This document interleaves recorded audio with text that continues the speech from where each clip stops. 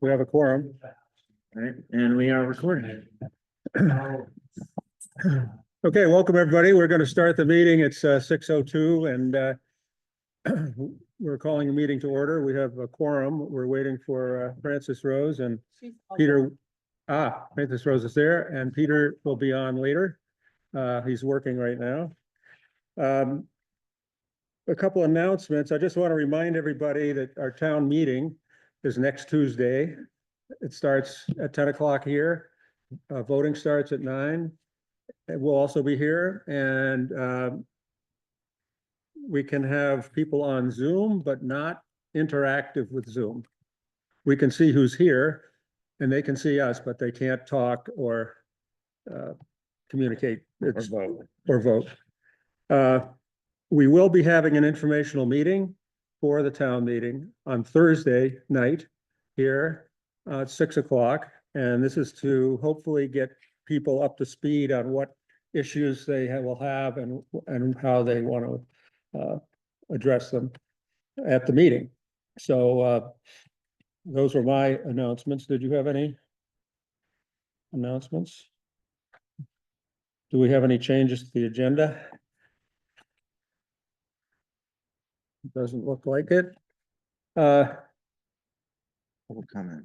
Yeah, a public comment. Is there anyone who wants to make a comment? Yeah. Okay, my name is Mike. Here you go. Can we ask you to use this? Anybody in the, Yeah. and it's just easier here. Could be live. From Plainfield Club Road, I've had a house up there since You're talking to where? Mike, would you say Yeah. your last name was? since 19, pardon me, What's your last name? Carrigan, CARR, Thanks, IV as in Victor, EAU. thank you. I've lived at 2358 Country Club Road now since 1991. I don't come down here too often, probably don't even recognize me. But anyway, the only times I do come down is when there's a concern. My concern is, what is the position as far as the select board has, as far as the sanctuary city? Are you or are you not a sanctuary city? That's not a board decision. This would be voted on if it's brought up at town meeting. But it's not something the board has addressed. Okay. So It that's, hasn't been addressed since 40 years ago when we were in this same place and I addressed the town meeting at that particular day. yeah, it It has, hasn't been addressed then, Well, since then. What about 3 months ago when I read something in the paper, not in the paper, but in Facebook on Plainfield, that you had shelved it. You actually will act as a sanctuary city, but you won't make it an actual official notification. Is that true or not? So first thing I want to say is, so we as a board are all new as of March.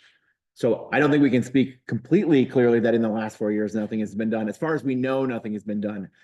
There has been no conversations about Sanctuary City since August when I joined the board. right. So I don't know what you're referring to from 3 months ago, but it's not anything that's been discussed by the select board. No, we haven't had any conversation about it. Okay, so as far as the sanctuary city now, has there been any moves or actions taken to help illegal aliens in this town?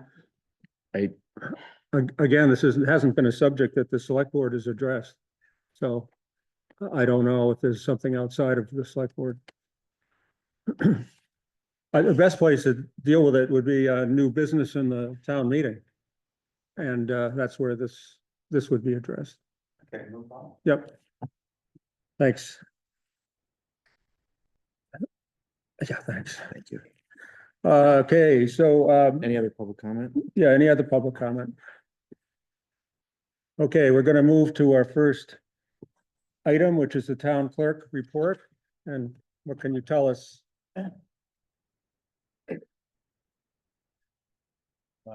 Bram Sterling, I'm the town clerk.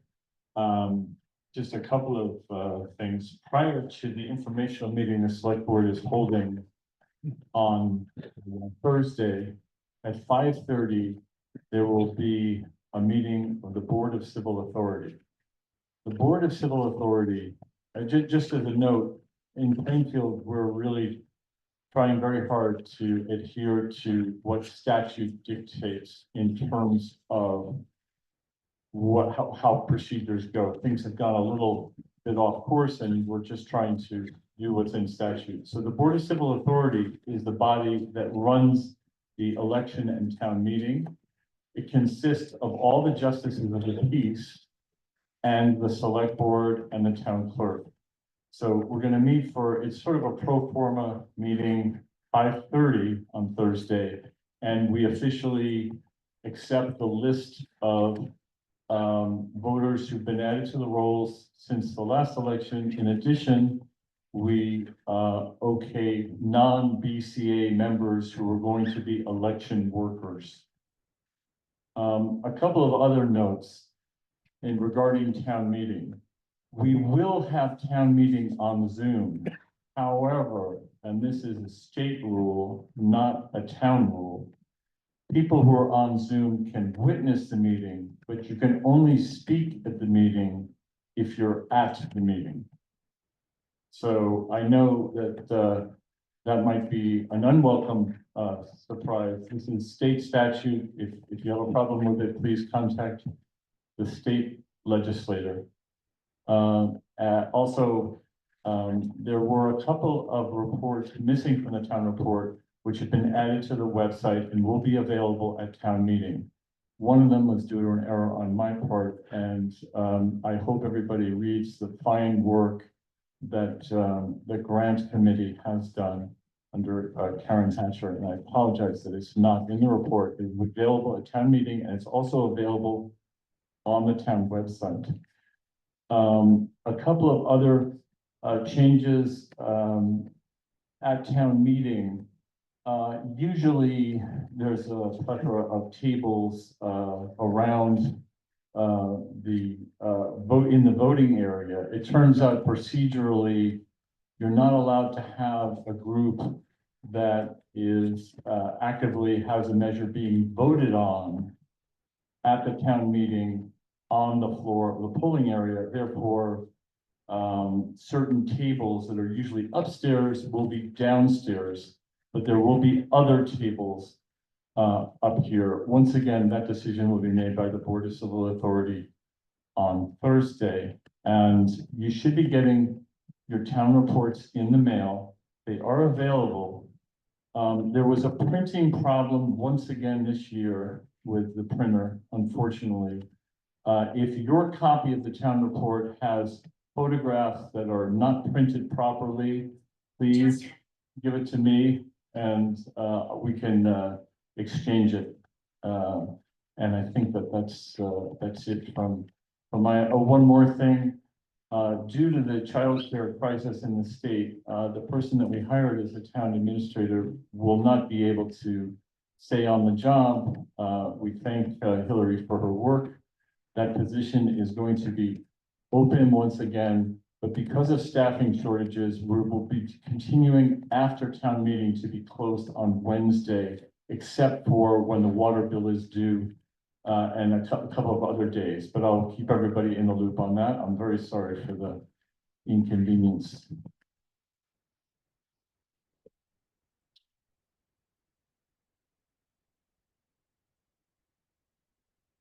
Treasury report. Will you have some things to update us on? So, Josh.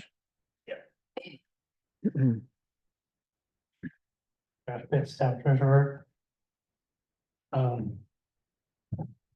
For the, I think at the last meeting I was at, I spoke briefly about pursuing a request for proposals for auditing services. And so earlier today, I distributed that to members of the select board for review. And Peter did have one question about the timeline and the dates in which we were going to put in the proposal. And in the proposal is the 2 fiscal years ending 6/30/23 and 6/30/24. And then with the option of auditing financial statements for each of the 3 subsequent years. So, in in an effort to put together, a comprehensive restructuring of like the financials in the town. One thing that I want to make sure that is clear and even in, and this is related to the late town balance sheet, the treasurer's balance sheet had to do with, so there were certain discrepancies between what is in our fund accounting software for particular line items and what those same things showed on multiple town reports year over year. So that created a difficult situation to try to untangle all of that. And so that was primarily the root cause of why that was delayed. And some of those errors precede, they go back to fiscal year 2019 at least. And so, and I don't have like a clear explanation for why that occurred, but mostly it involves the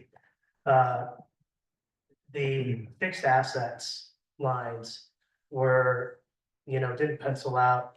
And so there were some things, and so that impacts a lot of the, for you take the net purchases and sales and then depreciation, apply that. So all of that was created a bit of a mountain of work to get the balance sheet out. And it's as close as I can figure as far as, what's out there now. That was as close as I could get to the deadline, and have something that was not completely arbitrary. But and then the other, a few other things that have come up for, the treasurer position. There is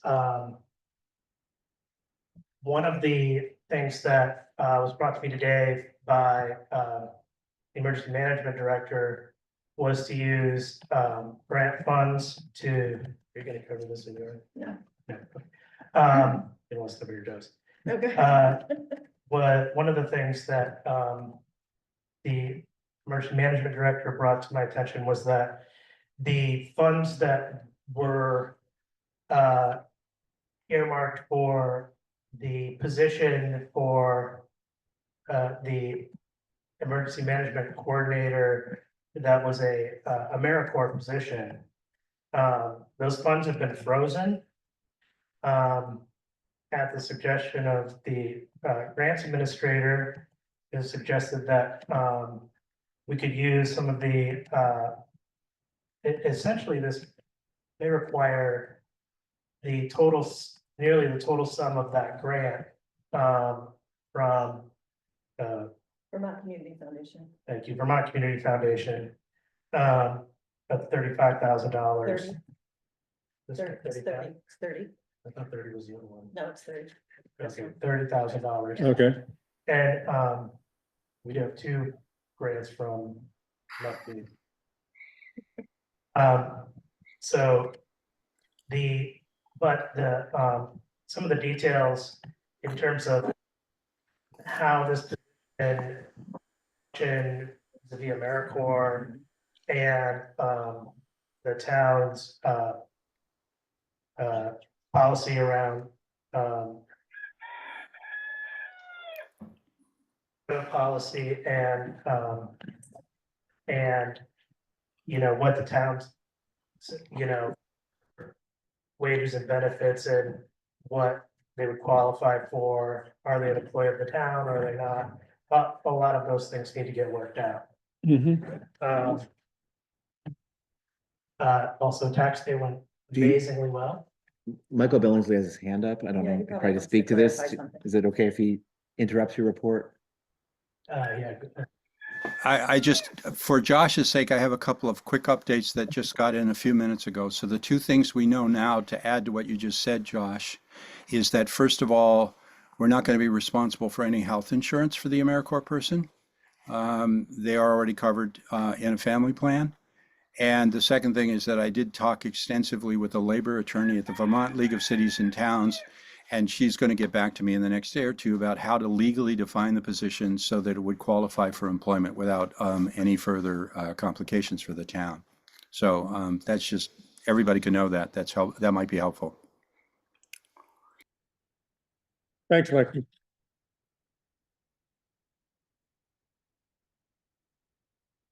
And so to sort of slowly morph into a road commissioner here, Wait, did you say something Oh. about tax day? Tax day. next day. It went very smooth. We had like a very well-run office that day. It was great. Good. I have the warrant for delinquency will be out sometime in the next week. And so I'll have a detailed report on that.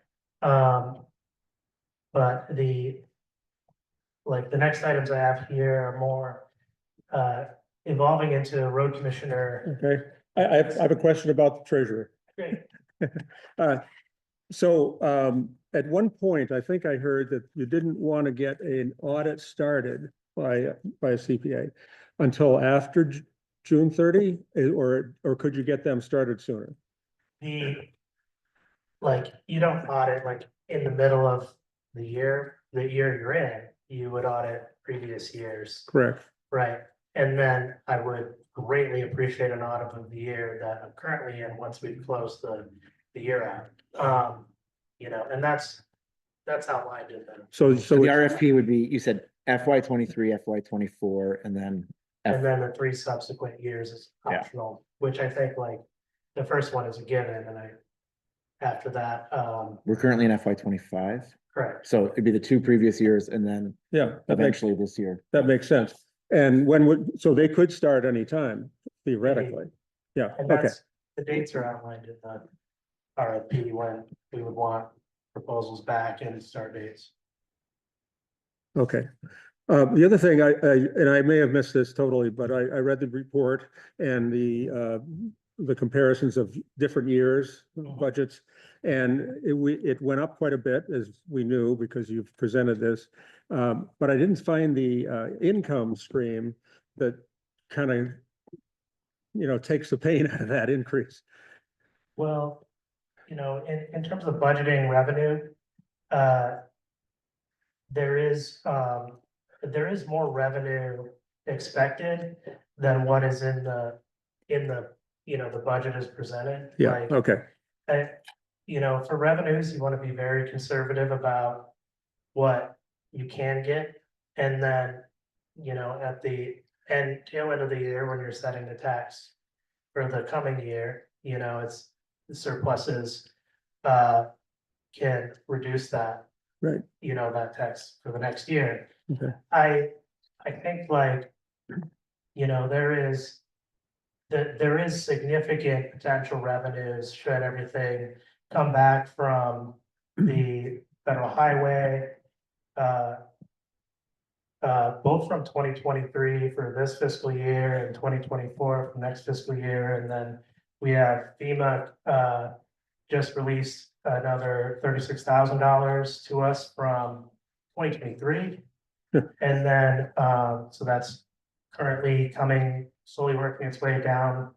And then the Cat A and B for FEMA from 2024, all the emergency measures and et cetera. We left a lot of that out of the budget, but like that is all that revenue that's going to come back. A significant portion of it is going to go to pay back the bond bank, but not, we don't have to use 100% of those funds. right, So we can carry some of that as interest. yep. Are we have any more concerns, any other money that's gonna be frozen? Any other federal money that's gonna be frozen as in FEMA?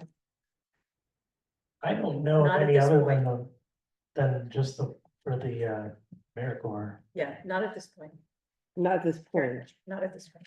But that's why we're being conservative. It sounds, I'm hearing you say you're being conservative with what we're gonna get, because we don't know And exactly what to expect. I would be conservative at, Anyway, estimating yeah. revenues, but, Karen and I, we spent some time working on, what, in the next, like, the coming fiscal year and even the one following it, some of those, FEMA and federal highway are not the only grant funding coming into town. There's other significant funds coming to town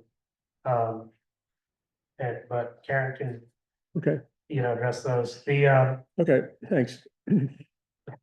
So the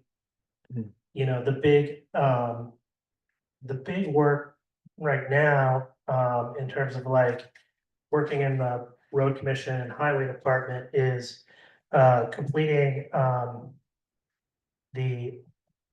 one of the things that's coming up is the negotiation for, setting up municipal project management, which you and I and, potentially Peter will work on. And, with VHP, and I still have to put a call into Ross Gowan at municipal, at the, Municipal Assistance Bureau to see if we can combine some of these sites, so that we don't have multiple, like, Good idea. so many projects working at once. Some of them should and can be combined. And then, for, the other piece to that is that, the. Mhm. So, and then the other part to that is there was some concern raised by George Springston that some of the work that has been completed under the emergency phase is potentially like creates issues with where the stream wants to go.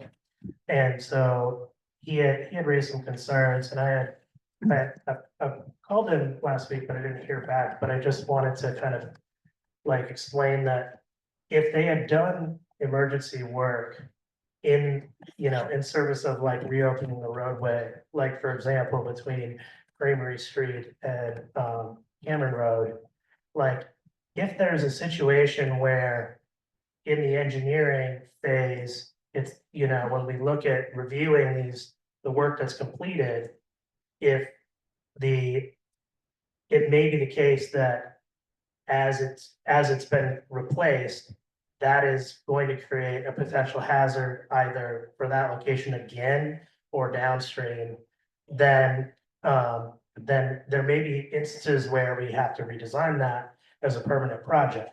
Now, we know that there are everything that the very large washout and and then every location that had a bridge that was damaged beyond repair or it was considered a permanent project. So those will have engineering and municipal project managers who we hire from these engineering firms. But but I want to stress, like, to people who have concerns about how the work was completed in the emergency phase, none of that is it's made out of stone, but it's not written in stone. Like if it's necessary to, to preserve the road, to have to undo some of that work, then it may be good to expend that money. And that cost is not related to the emergency phase cost.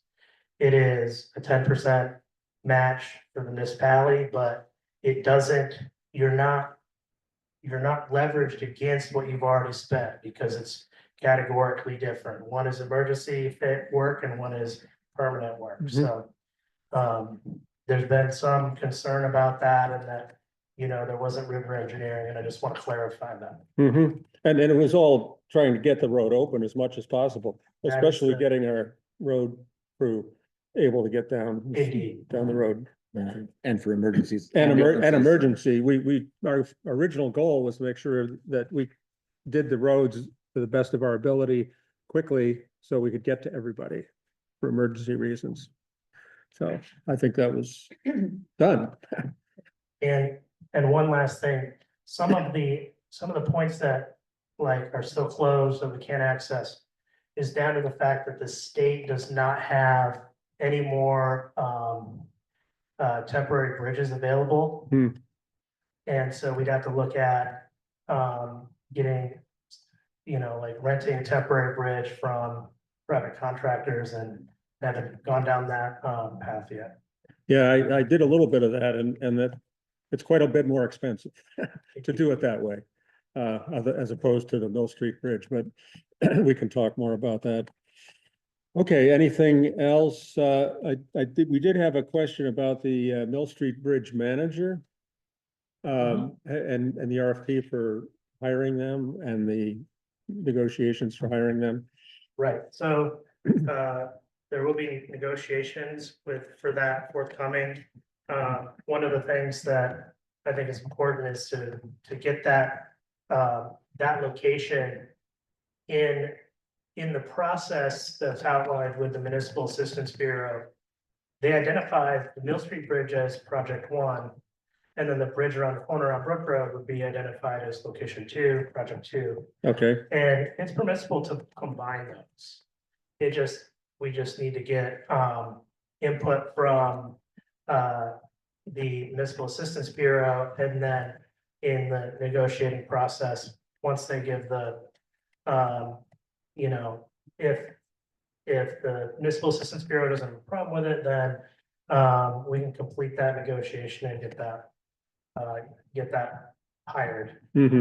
It sounds like Ross would really like us to get that done. Yes, and there's 4 other locations, but it could be combined 2 and 2 because they're both adjoining. And they're very similar in the sense of what the damage was. Right. Yeah. Okay. Good. Any other questions for Thanks, Josh. treasurer / road commissioner? Okay, Bean Road, update, You're after Bean Road. Who's being right? oh, Who is Bean Road? I think you are Bean Yeah. Road and. yes,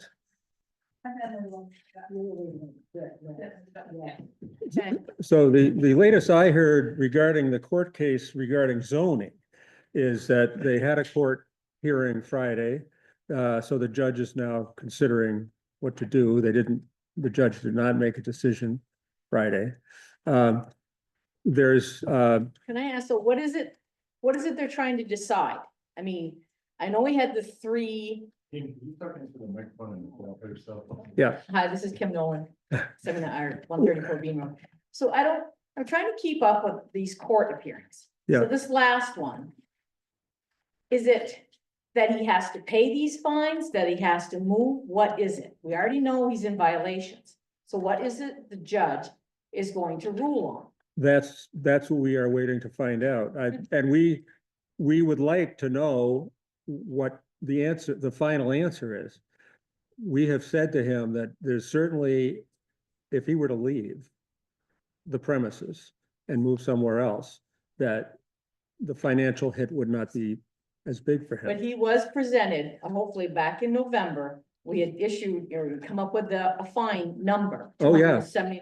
So he does know about that because when we were at the variance meeting, he played dumb. Yeah, He didn't know anything about it, but I just want to make sure he was presented that. he was, according to the lawyer. Okay, And the lawyer is telling us that the judge is not inclined to make somebody leave their home, but understands that there's a long-term violation here. mhm. And so that's what the judge is weighing. And we still have Michael Tarrant as our lawyer, Yes, okay, because Yeah. he doesn't respond to any of the emails like he used to. yeah, he would like to work just with the the office and the select board. Very good. Yeah, Okay. yeah, because it just gets too confusing. If he has 20 people Well, calling because him, we want to know. We're not Of hearing course. anything. yeah, And in the meantime, he has told the Yeah. variance when he went to get a building permit, which has been crushed. yeah, We only just sleep there at night. He's there all weekend long. So Yeah. I mean, that was crap. We all know yeah, that. yeah, But we want him out. right. I'm Yeah. very well aware of that. And the fines keep accumulating, Yeah. $200 a day, so he Yeah. must be up to close to 290,000 by now, Yeah, because that was back in November. no, he was presented with all this. Okay, And the other issue on Bean Road, of course, Yeah. is the attack. yes, And I will just say that the Oh. judge did raise, and I don't know all the rules, but the judge did raise that in some cases, including this one, there might be a 180-day per year cap on the fines.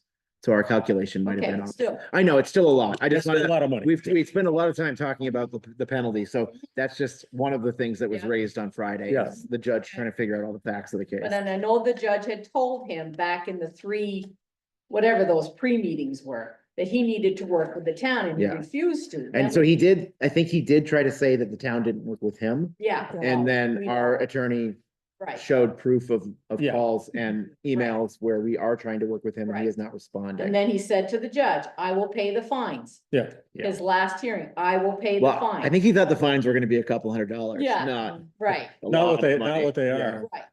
Yeah. okay, so related to that, um, are you the person who was, yeah, could you introduce yourself? Hi, I'm Emily Wilmers.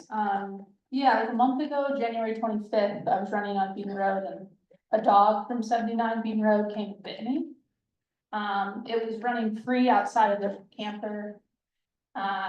It barked at me a long time.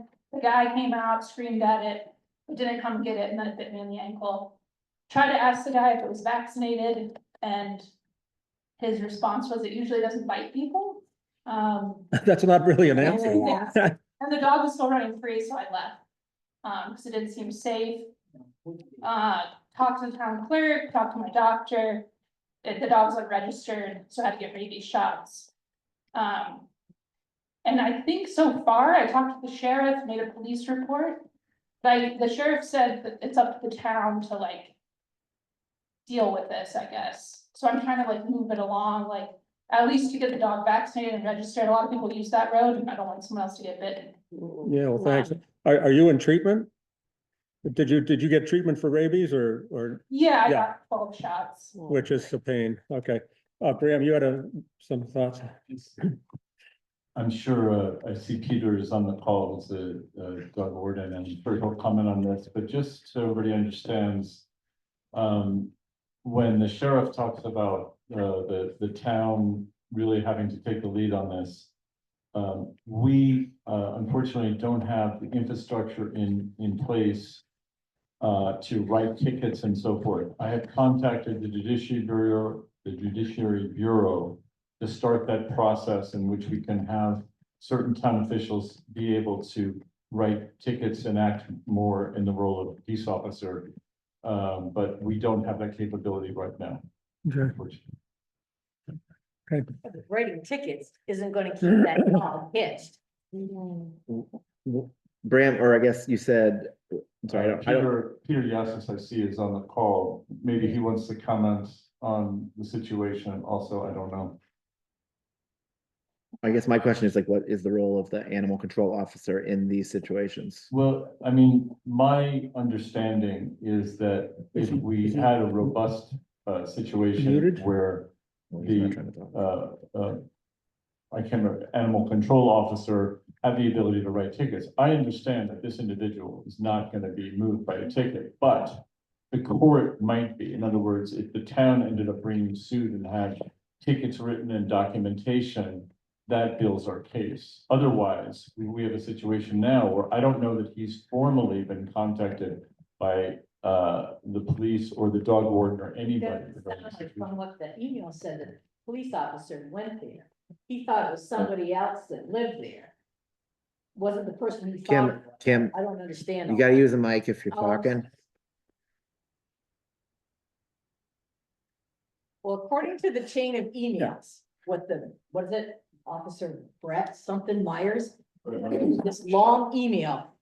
He was under an impression that somebody else lived there, which I don't know what difference it makes. The dog I think resides. it sounded like when he went there and talked to the person that was there, it was not Devin.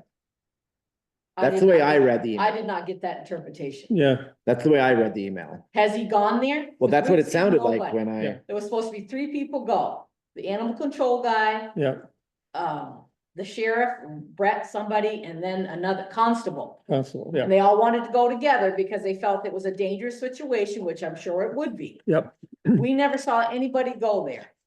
We asked all the neighbors around, nobody's ever approached. Okay. Devin, of course, works during the day. He's there after 4:35 at night and he's there all weekend. Can we ask the animal control officer what the status is? Because that's hopefully solid information. Yeah, no, this is Peter. When I first contacted Brett, we talked about things. Then I spoke with Chris Keach, the constable, and I said the best thing that we could do is to all go together. And we couldn't schedule anything with Brett because he was booked all week on court issues. Then I said, let's try some Saturday. And so that was last week before the snowstorm. So we were going to try and get out there one Saturday, all 3 of us, and go see Devin Lynch. There was another name mentioned for another person there, perhaps. Brett was aware of it.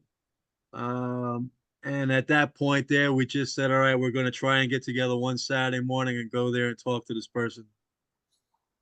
Okay, so that's the plan right now, Peter? Right, because Brett had mentioned different statutes. According to the Vermont League of Cities, they have this book out, the Big Book of Woof, which has all their bylaws about animal control. The municipal ticket came up because that was the best way to enforce something being not followed by this person with the dog. We don't even know who owns the dog. According to Brett, and when I spoke with Chris had mentioned something that he had gone through the training from the League of Cities and Towns about the municipal ticket. So I don't know if he was issued anything and if he has anything legal, but I was trying to get in touch with him to be on this meeting too. And I couldn't get on at 5:30 today. So, but anyhow, I think once we can get a municipal ticket, then we have something legal to give to this person about why the dog is running loose. And Okay. plus registering the dog and making sure it's got its rabies shots up to date. Yep, thank you very much. Yep, This is Brian Tobin. I talked to Constable Keys. I was the one who's spearheading making the, he made me aware of the ticket issue, and I have inquiries into the judiciary to see what the process is and how we should get the animal control officer and possibly other town officials to be able to write tickets. great. Okay. Yes, think I we would completed- definitely like to take that webinar. Yeah, I had a question. I think you were up first. Yeah, there's that. Yeah, okay. I had a similar situation. Is this all about a dog that's been biting? Well, it's a people? particular, yeah, yeah, well, this is just about a dog that bit someone. yeah, this is about The rest- a dog that bit someone, a very particular one. Similar situation about 10 years ago. And Gary, I can't think of his last name, was in the select board at the time. Great. Great. Gary Great, Gray. yeah, Anyway, it repeatedly happened, and then I went to them and I came down here. Actually, not in this building, but went over there and we discussed what was gonna happen, and you said the same thing that you were all saying that you're gonna do something with tickets and whatnot, and I told him that would only be repetitive and wouldn't settle anything. The only way it would be settled is if they took an actual force against this, and they went there and they got the dog, and they left with it. I believe they're allowed to take the dog if it's unclear if they have rabies. They are allowed to take the dog and put him in quarantine. Yeah. if there's a biting. Well, situation. this wasn't even a biting situation. This is a repetitive thing. Anybody going by my house would have to deal with the two dogs that live there. Yep, yeah, well, I don't want to get bogged down with this. We got a lot to do tonight. but- Gary, might contact Gary about that. Okay, I can See talk how to he Gary, says. sure. Stop. Patty has a question. I'm sorry, Patty. That's okay. I wanna know, you went through a lot of pain and suffering. You had 12 baby shots. You have medical bills. Yeah. What becomes of that? I mean, yes, I owe money to the emergency department. I mean, when I spoke with Peter once on the phone, it was like, am I gonna sue this person?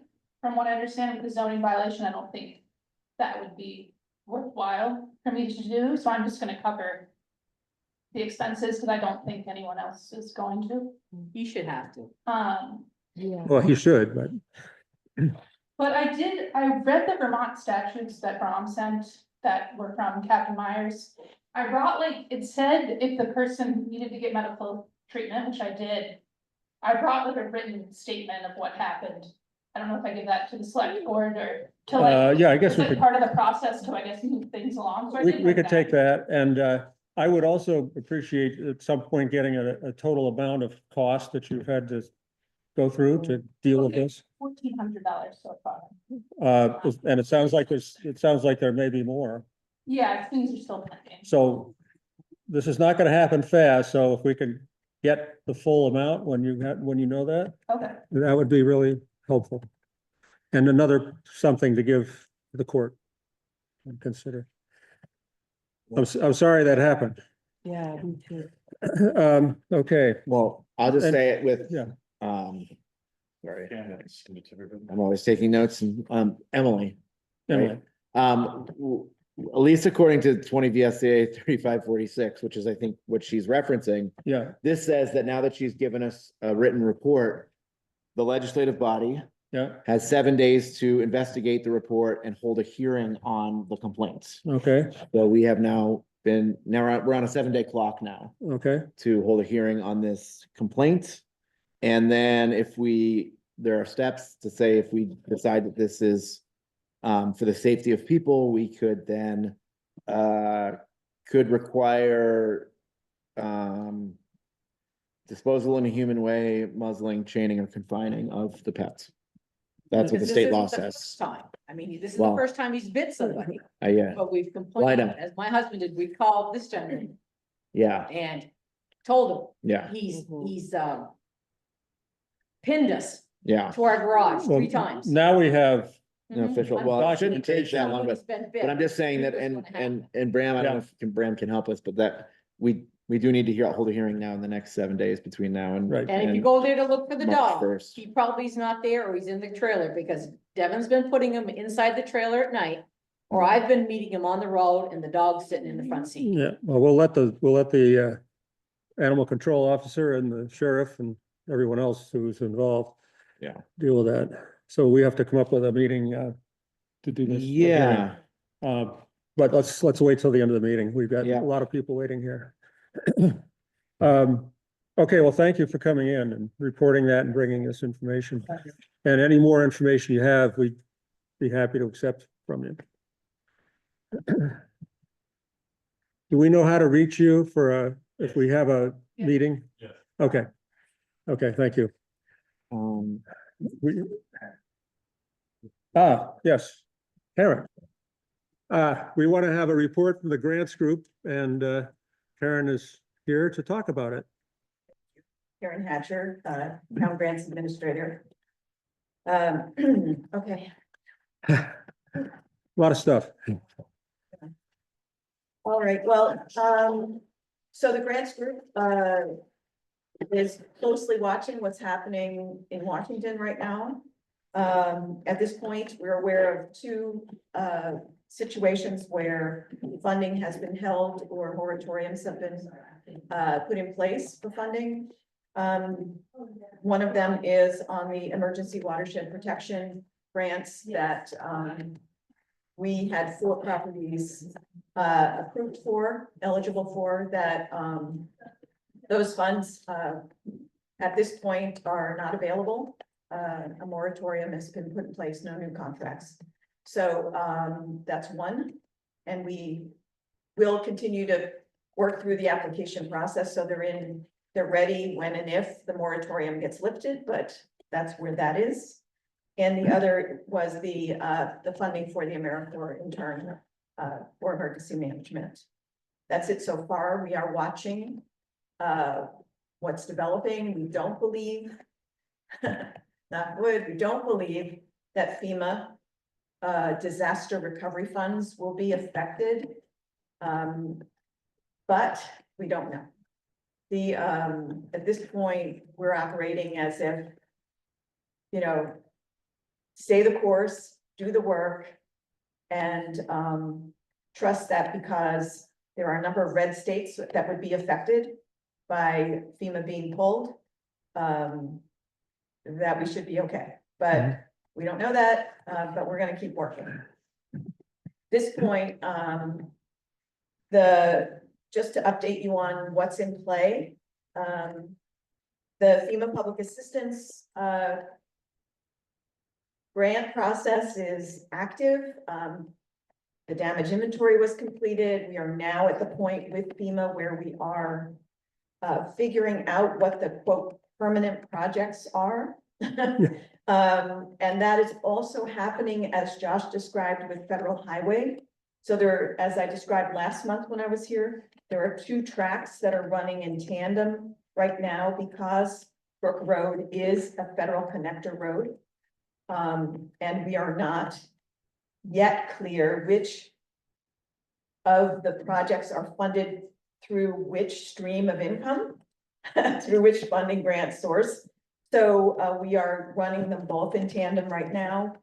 The work that we're embarking on next, with the help of the Central Vermont Regional Planning Commission, is to create mapping that will allow us to use the GPS coordinates of the projects that are listed. Josh has 13 under Federal Highway, to be able to map those, and then also map the projects under FEMA PA, and put those all in one map, color coded, so we can see where are they, do they overlap, and then prioritize the permanent projects.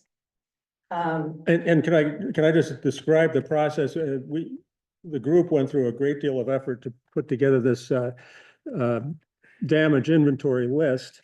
And that's what was submitted to FEMA, and they will review it and decide which, if any of those get funded. Correct, yeah, and what we expect, so much like Federal Highway, where Josh was talking about emergency measures. Emergency measures for Federal Highway along Brook Road are paid at 100% reimbursed, right, for 270 days. Emergency measures for FEMA are also reimbursable, but until we are able to map everything to be able to look at the GPS coordinates and make the determination, or FEMA makes it, that Federal Highway is on the hook for these locations and FEMA then will pay for these other locations. That's the work that has to be done next. So what we would like to do for our edification, for our ability to look at it, is put it all in one place Makes sense. and then be able to use that as a way to help us determine what gets done first, what gets done next, and work our way basically up the brook. Generally speaking, what we can say is we believe that anything in the Brook Road right of way is right now under Federal Highway and that funding source, and anything that's outside of it is FEMA PA. Oh. So that's what we believe. But the question remains whether or not Brook Road will remain a Federal Highway connector road ultimately. And we can't know that until we do the work of assessing the brook, which is why we also have the Advanced System Funding Grant being applied for right now. That grant would allow for a full study, top to bottom, of what they call H&H, which is something in hydrology, Another H. But what it would do is allow, it would provide information that would inform, the decisions being made around the projects that are being named and help assist in making some good decisions around that. So, so those three Great. things are happening. And so that work's being done right now. In addition, that wasn't enough, there's more. We are working with two what we call community development block grants. One is what they call a VCDP, which is a Vermont Community Development Program Planning Grant. And community development block grants are primarily for housing and infrastructure, but they also will cover things like matching grants for matching funds for federal grants, and other things related. So like a new community center, lots of other things. So community development block grants have a lot of possibility. The planning grant is one that Arian is shepherding at this moment to bring in $60,000 for final engineering for the village expansion project. Mhm. And that is well on its way and in good shape. And what that does is it sets up, it does all of the preliminary requirements. It meets all the preliminary requirements were we to also apply for what is called CDBG, Community Development Block Grants, DR, Disaster Recovery Funds. And Vermont has received, I'll say received, but has been awarded $68 million in CDBG DR. 58 million of it must be spent in Washington and Lamoille counties. And Plainfield is on the top 5 list for CDBG DR funds for Washington County. So the requirements, the criteria and the application process and all of that is currently being developed, but we have had preliminary conversations about potential projects for those funds. Maximum amount we could request is $10 million. And we will likely do that. We will likely do that. We'll ask for everything. Likely, yes. But those funds will probably be more like application in the summer, funds being allocated in the fall. So it's, but we're waiting to get more information about that. But those are very exciting funds. And also we have heard, though I'm not gonna name names, but we have heard that there is conversation that there may be funds for Plainfield that are granted outside of the competitive process because of the extent of what we've had to deal with. That's not a promise. That was just something someone mentioned. I don't know if it'll happen. All good news. But again, to Josh's point, there's a lot of money. And we just need to kind of go get it. Yes. So, there are a number of other smaller grants that we have in play that we're working on. None of that magnitude at this point, but as Josh mentioned, we have been meeting weekly, he and I, to look at how to set up accounting for the grant revenue that comes in, the matching funds that we're going to need, and making sure that we have what we're gonna need as we go. But as I've told you guys, I've told everyone, this is many years of a process, right? But we're trying to establish some really good processes now, so that as the money starts to come in, we know what we have and we know what we're going to need. So we're trying to plan that. Also just want to say, some folks may have seen Front Porch Forum tonight where I put out an appeal for help.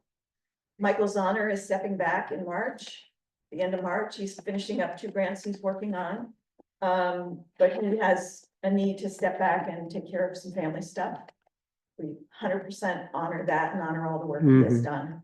Huge amount. But we are a small group and we need help and we are all kind of running on fumes right now, so. It's all volunteer. It's all volunteer. Yeah. And so I am happy to hear that I heard from someone already, one person, but if there's anyone in the audience who thinks they could be of help to this group, we would welcome you. Please reach out.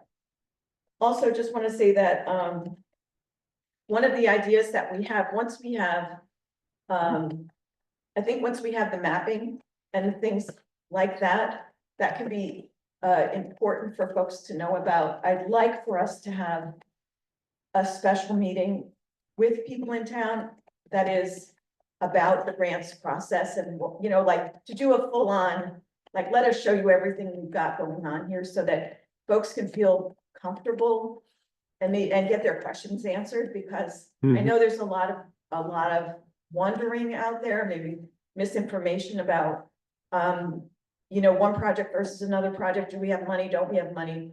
The fact is that we do have money. And we just heard also this week that the bond bank is going into another round of low interest loans, like the $1 million we got. So this is all operating capital if you need it for the big projects, right? So we're gonna look at that, I think, you know, to see if that's another good way to, you know, have cash flow and to do all these things for the next 5 years, basically. But I would like to be able to have an opportunity to have the whole team be with me to answer questions for folks and to, if folks want to deep dive into like, how does that FEMA stuff really work?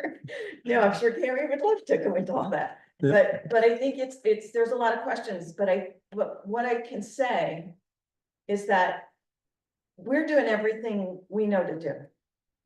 And we are learning as we go. And it's not easy. This isn't easy, none of it. It's very complicated. And like nothing any of us have had to do before. So, but one thing we are really clear about is that we are going to go after everything we can possibly go after and not miss the important stuff. So, and we do recognize that we don't want the taxpayer on the hook for any of this, because there shouldn't have to be that. And it doesn't have to be that at all. In fact, if we do this right, there should be more money coming into the town that would allow for us to continue to do really good things in the town. So, so I'll leave it there. Why don't I leave it there? That's my report for this month. That is fantastic. And all that you've already achieved is impressive. And the things you're working on now is great. So thank you very much, Karen. Who's next? Any questions for Karen? No, Board? just appreciation, Karen. Yeah. All the work that the whole group is doing. Yeah. I know Carl won't mention, Carl's on the group doing some of this hard work himself. I'm an observer. But really appreciate it. We without volunteers, we would be in a world of hurt. Oh. With the flood. and Amazing, everything afterwards. amazing help from volunteers, but we do need more. And in your group for sure, and other groups could use that as well. Okay, I'll take that. Yep. Thank you. Thank you so much. Yeah. What's next on our item? Goddard campus. Just a wee little discussion. Come on down. Can we make some room for Selena on that end of the table? There's a chair and everything. Oh, great. Come on over. We're gonna have you have Mike. So I'm here. Here, why don't you take the end of the table over there? Okay. Because there's a little more room to put things down. Maybe not. These are, so You have to identify yourself. I have to identify. Thank you so much. I'm Selena Barton. I grew up, I'm here, I'm unofficially representing Goddard, okay? I'm a community member. I grew up in this creative community. We're close to getting something formal to be able to pitch to the town, but this is, I'm gonna answer questions and give you some color and share. I feel encouraged. I feel really encouraged, and I just want all of you to have a little bright light in all of this. And I, again, just wanted to thank Karen again for her incredible work. We are working really hard to, the heat went out, you know, there are all sorts of things that are going on in Goddard right now. And Mike is dealing with those, and he's a good guy. I'm like vouching for this person who is buying the high ground, our most, our tri-town high ground, if you will. So I just want everybody here to know that he is working diligently. He's, probably the smartest person, one of the smartest people I've met. Actually, he really thinks creatively. He calculates heads on beds in his sleep. He's a really good business person. And he also cares a lot about this community. So he really does. He's looking at this as a legacy project. He's not looking at it to get, you know, cash out and make tons of money. He really wants to do something interesting. And I think he's leaning on his kids as well to sort of hear what they want, because we've been talking about how can we attract young people. So even though I'm working as his director of strategic planning and such, I have not the authority yet to give you a strategic plan, but I have the elders who have helped me sketch out some of these lovely drawings, and so it can kind of show you some of the directional, the direction we're headed in. And I can tell you that what I'm seeing is a potential for a national model of creative adaptation and climate resilience, which is tremendously exciting. And from a bipartisan standpoint, it's also bioregional efficiency. You have a tri-town campus. We can share resources. We can figure out how to work together when we know the government funding or wherever the funding might dry up. Like we might actually, I wanted to give a shout out to Michael Billingsley, who put a really beautiful post on Facebook, I think it is. Yeah. And it, to me, represents a lot of what we're working on right now at Goddard, a place where we can really coordinate and come together. And if you, growing up in a creative house, I mean, I grew up, I don't know if he was embarrassed there, he was the romantic lead for my mom on many of these hay barn and stages here. That, but I think about what artists and what creative people need to flourish, and actually what humanity needs to flourish. And we are trying to build that into Goddard right now. So we are really focused on housing and looking for more and more housing partners. I want to, you know, we'll have an official statement and plan soon to be able to share with the select board, and I hope go after some of this funding together. Right now we have 12 dorms in the Village of Living and Learning that we're filling. So if anyone has sort of pioneering partners that they want to bring in there, we're looking for, I'm looking for sort of primary lease organizations. So those who would be willing to sign a lease and either create a co-housing community or put their employees in it. So those are like sort of short-term projects, but the big picture is that we're building a bioregional sort of resilient community that is really focused on sort of the creative community and allowing us to flourish. I like to say to grow young together, because I think that's what we do best. Yeah, I can give you the pillars, I can give you all of that, but if you want to come look at the sketches my mom and friends have done. Can you describe it though, because there are people who can't come look? Yeah, okay, Thanks. so so I didn't come up with the name Greatwood, and I'm not sure that Greatwood is gonna last. There's all sorts of names being bandied about. The reason that my mom and others have liked Greatwood is because it connects to Tanglewood and kind of creating this string of pearls, if you will, like bringing a lot of the arts up and down the East Coast. I think we have obviously such an incredible legacy and such a creative community here to nourish. It would be really exciting to see that be sort of a flagship of the project. The housing, I can show, I mean, there's all sorts of different ideas, in terms of intergenerational senior housing. Others, a lot of focus on adaptive reuse. I want to give Mike another shout out. He saved the buildings. I mean, the heat, the water, I mean, it's been a tough winter to be a property owner. And he's been able to hold it together. So he's really committed to keeping the buildings intact. And, you know, we're looking at tiny houses and all sorts of other projects. He's focused right now on leasing, so leasing the buildings. So we're again looking for good partners who want to lease space. John Mallory is a wonderful person who was involved with the eco design project, and he's Mike is really excited to get that going again and teaching sort of job training, green build on campus. Big interest in the circular economy. One man's junk is another person's treasure. You know, how do we recycle it all and create actually treasure out of it? He's been super focused on renewable energy, and we're looking at how do we create more. We've got the district heating plant. And so how do you create a district heating and cooling? How do we think through solar, geothermal, you know, possible battery banks? There's all sorts of great things that we can do in terms of renewable energy.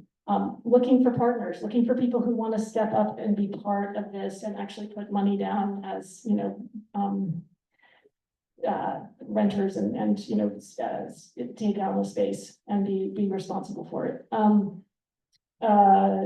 There's a huge piece. I was at the NOFA conference and I wanted to give Grace again a huge shout out for what she was able to do to really get people rallied around food security and resource mapping and all of that good stuff. So there's a lot that we can bring, I think, in terms of regenerative ag, and obviously that's such a strength in our community, and bring sort of food and crafts back to, you know, to a central location, possibly having a culinary arts program. I don't know, there's a lot of things that are being bandied about again, but we're looking for committed partners, people who actually want to step up and run a program. So people that would be willing to take on, whether it's a restaurant or a pub or any of that type of stuff too. We really want a walking village. That would be ideal to have, to have that. And then there's a wonderful person doing art, the sort of creative campus programming and bringing all sorts of events and weddings and such, and thinking through hospitality. So if you have loved ones and they want to come stay on campus this summer or want to rent a space, please send them our way. I know it seems a little bit, maybe I'm too rose colored, but I don't think so. I mean, it's really, maybe it's a little wabi-sabi, but I think we could be ready for weddings this summer. So yeah, I guess I'll just open it up to questions. I think soon we're gonna wanna work with the select board, and we're gonna wanna work with you, Karen, and actually get some of these infrastructure and affordable housing grants out there and done. We have a wonderful person, the Columbia MBA, who sort of stepped forward to kind of do private-public financing, who wants to help us. So there's a lot, I think people are stepping forward and volunteering time. There's a lot to do. It's a big lift. So, yeah. That's great.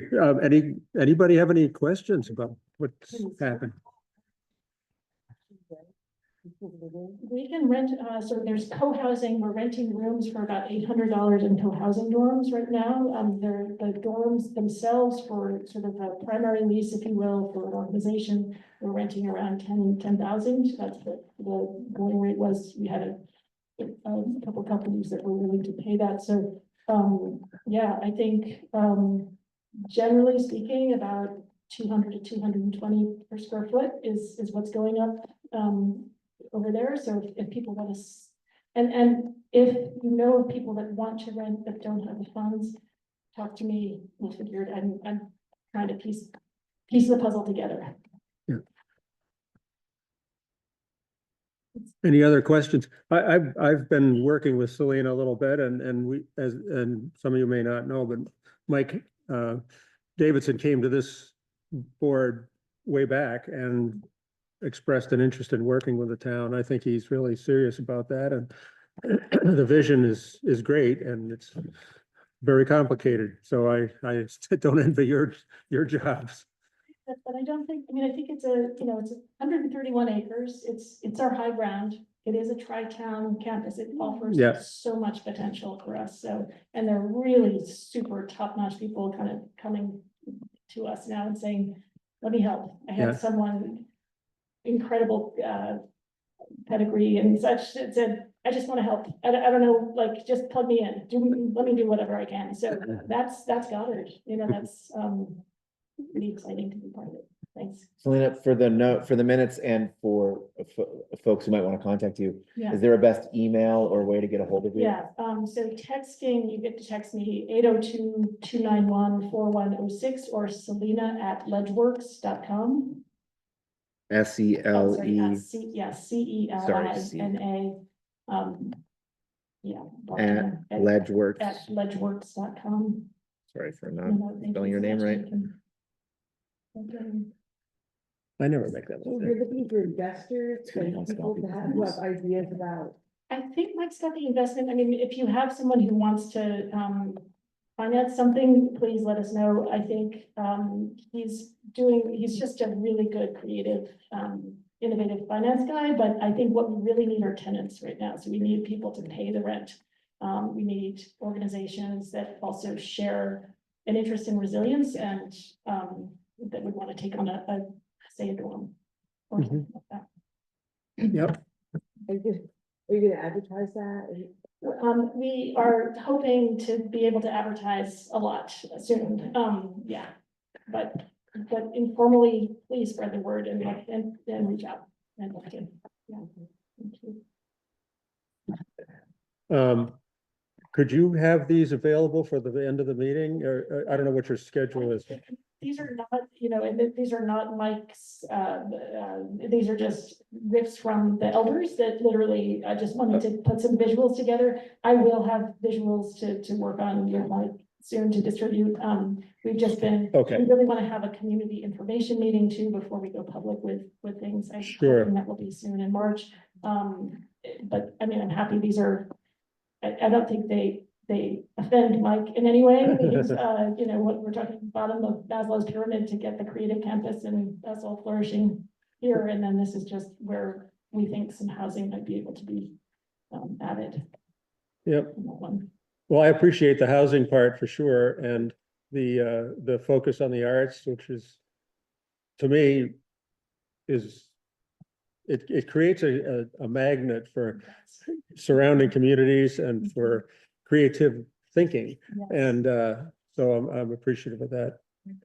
Oh, Michael has a question. Did you have a question here? No. Should I go ahead? Michael? Should I Yeah, go ahead? Okay, I definitely want to appreciate what Selena and Mike have been doing and everyone else involved with the project. And I know that for the last year, we were deluged with ideas about what could be done with the campus. And if I understand correctly, Selena, what you're looking for now are people either with organizational or with personal or corporate ideas that can actually use a building or use the facilities or use the grounds and bring money forward to actually start putting something on the ground that the public can make use of. Is that correct? You're looking for people who are willing to. Thank you so much, Michael. Yes, looking for, exactly. I call them tenants in my real estate brokerage brain, but yes, we're exactly, you can call them pioneers, core DNA. I don't know, there's all sorts of good ways to describe what we're looking for, but yes, restaurateurs, organizations that want to provide affordable housing. I think Purdue University has a work spa or something. They have a bunch of companies that basically have rented some dorms to provide affordable housing to young people who then live in community and then are able to somehow benefit from all the Purdue University facilities. So anyway, there's a different, these college campuses, they're folding one after the next. So I think people have to get creative about how we use the space, how we rethink. I'm also looking for a transportation partner, someone who would be willing to provide like a car bank. I was hitting up VW thinking Goddard should have a line of VW buses for everybody to rent. But anyway, if anyone has so looking, at charging stations and all that kind of stuff too. Yeah. And just as a follow-up, if I'm correct, there's 133 acres and something like 22 buildings. And there, what you're looking for is people who have creative ways to use and build on those facilities. Yes. Yeah, 131, but yes, exactly. And again, what, to your wonderful Facebook post, you know, there are 13.1 acres in East Montpelier. There's 118 in Plainfield. And then we have another almost acre in Marshfield. It's a great opportunity for us to think together and to work together in, you know, as a community. I don't think we can depend on our government so much, and maybe we never could, who knows, whatever, we don't need to go down that rabbit hole, but we really do need right now a chance to go local and really think together as a community and think about resilience on a local level. Karen? Yeah, thank you. Karen Hatcher, Uh, can you, Okay. Karen Hatcher, so Selena, is the plan to keep the campus intact, or is there conversation about selling off part of it? Or Intact. not? No, intact. Thank you so much. To keep it intact and to find renters who share this vision of nourishing that creative community and building a resilient, a bioregional resilient community. Great, thank you. Yeah, question. Is that your idea to keep it intact, or is that general consensus? I would say that's Mike's, yeah, I think Mike would like to try to keep it intact. I think that he is looking at other properties to provide He is. Mike, the buyer. Mike Davidson. Davidson, Who's here? Yeah. Who has done very successful developments in White River. He's done some in upstate New York. So are you a realtor too? I am a realtor. Yes, I've got a brokerage background.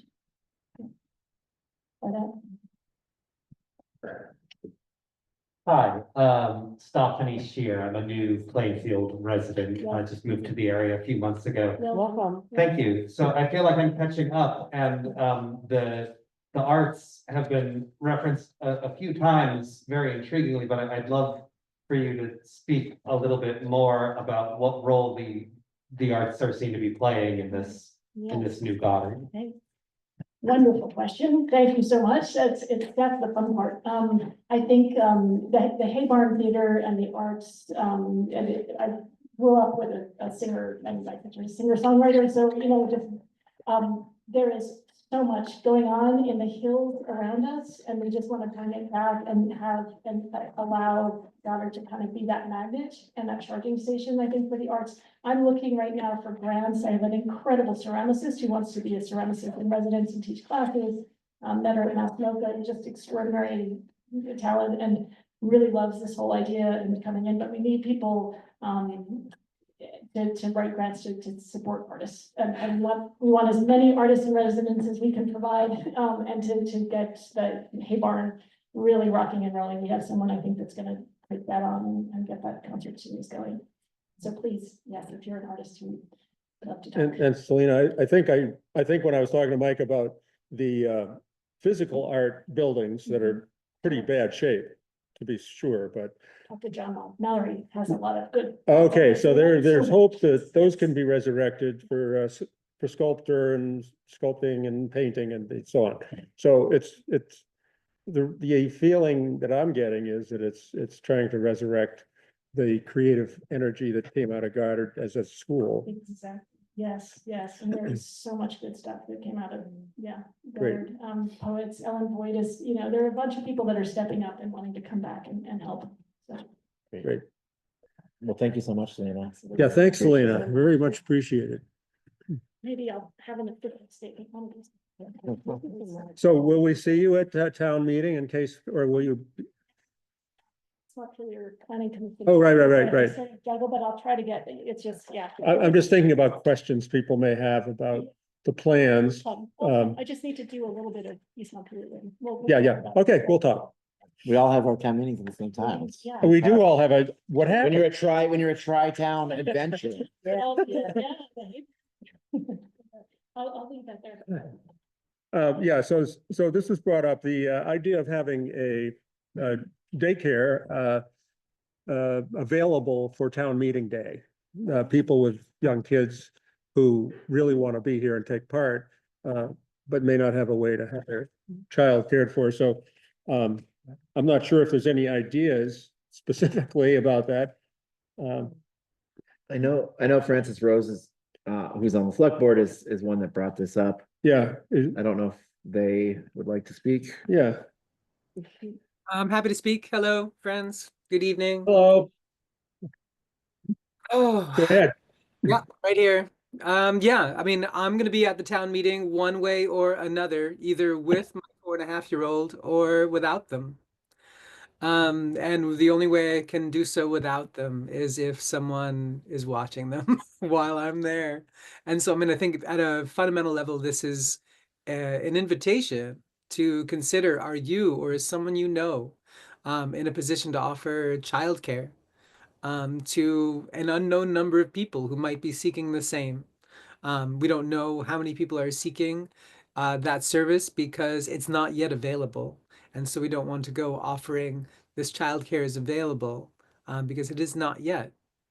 So this is an invitation, this is a request for proposals, if you would, for childcare provider. And, you know, frankly, the need for a space, depending on the weather of the day. You know, maybe it's as simple as a group outing to the rec field, perhaps. I see a here, lots of need, indeed. We have an idea. Fantastic. I've said my piece. Thank you so much. Karen Hatcher, so town meeting's on a Tuesday. The Cutler Library is open on Tuesday at 10 o'clock. I believe Tuesday is open play from 10 to noon. I think that's right. Wonder if, and I know Angela lives in Cabot, so she wouldn't be necessarily attending. She typically comes She and comes, to but she report. also has other volunteers who work. Maybe approach Angela about what could be possible at the library. And if older kids are home from school, there could be some older kids who might want to help out. And then I would also suggest that we could pass the hat at town meeting or have a collection to pay providers. So if there were people willing to hang out with the kids, we could make it worth their while. Maybe we can't do that legally, Fran? Hang on. Good idea, Karen, thank you. Yeah.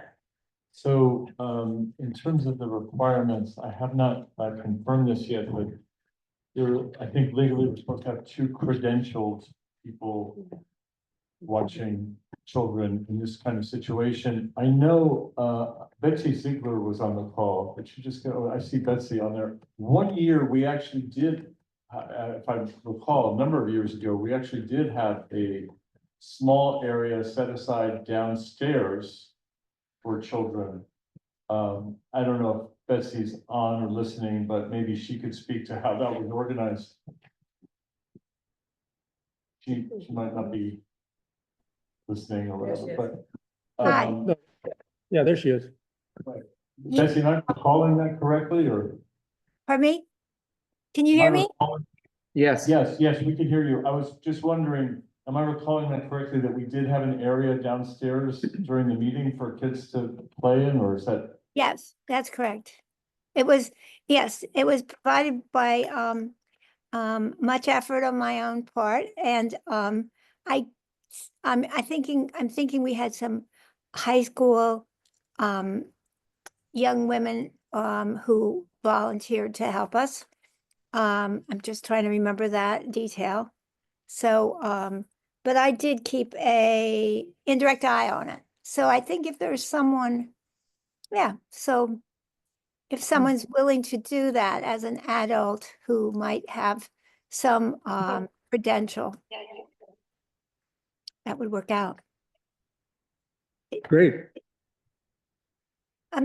It might be best. The library sounds like an easier option in some way because otherwise you'd have to have someone set it up, and that took it out from my, it takes an One complication this year, having it downstairs, is that I think the fire department and others are going to have to be selling food down there.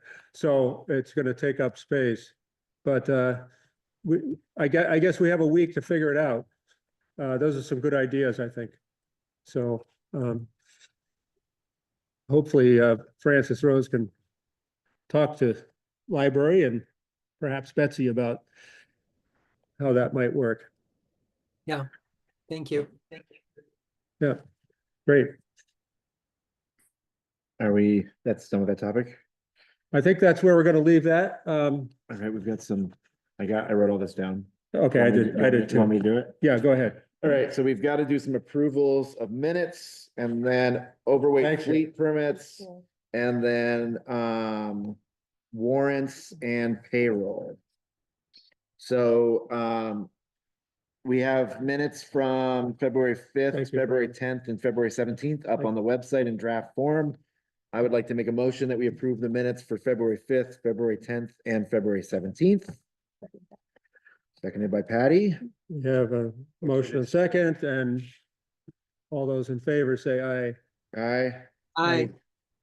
Okay, 4 in favor, and Peter's not on, so, Is it okay to take this back? I'm just gonna leave. Yeah. yes, thanks. I Thank think you. we're done with it. Next are the overweight fleet permits. Which I have, you have a list Yeah, of? I got them from email. So So organized. I would like to make a motion that we approve overweight fleet permits for Chevalier out of Highgate, Vermont, Dead River out of St. Johnsbury, Vermont, McCullough Crushing out of Middlesex, Vermont, La Janus Construction out of East Barry, Vermont, and Scott Brown Trucking out of Hardwick, Vermont. That's the motion. That's We the need a motion. second? Okay, motion and seconded. All those in favor, say aye. Aye. Aye. Aye. 4 in favor of those fleet permits. And second, as I actually write out Johnsbury.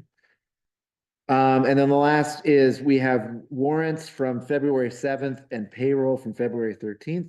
So I make a motion to approve the warrant dated February 7th, 2025, and the payroll dated February 13th, 2025.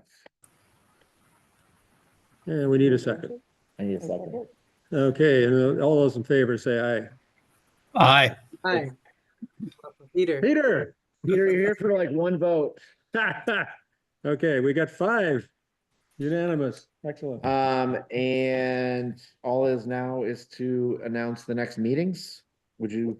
Yeah, I will do that officially. I had it in the beginning, but informational meeting is Thursday, 2/27 at 6 o'clock right here. This is a meeting to discuss what will be happening at town meeting. So if there's any concerns, questions, clarifications needed, that's a good place to come. Town meeting is on the 4th here next Tuesday, a week from Tuesday, at 10 o'clock. Voting starts at 9 and goes till 7 PM for the items that are on ballot. And our next regular meeting will be 3/10 at 6 PM. So that's here again. And, this is wrong. We just need Yeah, to yeah, adjourn. we just, I make a motion that we adjourn at 7:28 PM. and those in favor say aye. Aye. Aye. All right. Thanks for all your input, Peter. Thanks, everybody. Thank you all. All you're gonna do is hit the X, well, not with your finger, with the cursor. It's not a touch screen. There is, Lap. no, it is a touch screen. Is it? Yeah. Oh, well, I did not know that. Yeah, yeah.